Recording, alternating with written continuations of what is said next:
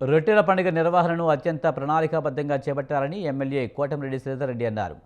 AP వక్ఫ్ board chairman Abdul అజీజ్తో కలిసి రొట్టెల పండుగ నిర్వహణపై సమీక్ష సమావేశాన్ని నిర్వహించారు. జూలై నెల 6వ తేదీ నుంచి 5 రోజుల పాటు పండుగ జరిగే దర్గా ప్రాంగణంలో జోన్ల వారీగా విభాగాలు ఏర్పాటు చేశారు. రొట్టెల పండుగ నిర్వహణలో గత ఏడాది జరిగిన లోపాలను గుర్తించి పునరావృతం కాకుండా జాగ్రత్తలు వహించాలని సూచించారు. వచ్చే నెల 6వ తారీఖున బారాషాయి దర్గా రొట్టెల పండుగ సంబంధించి అన్ని ఏర్పాట్లు చేసేందుకు వచ్చిన లక్షలాది భక్తులకి ఎలాంటి అసౌకర్యం లేకుండా అన్ని వసతులు కల్పించేందుకు ఈరోజు అన్ని శాఖల అధికారులతో నేను ఆ యొక్క చక్కటి ప్రణాళిక ఏర్పాటు చేసుకోవడం జరిగింది. ఇక్కడి నుంచి ప్రతి వారానికి ఒకసారి ఆ యొక్క బారాషాయి దర్గా రొట్టెల పండుగ ఏర్పాట్ల మీద అధికారులతో సమన్వయం చేసుకుంటాం. ఈ యొక్క బారాషాయి దర్గా సంబంధించి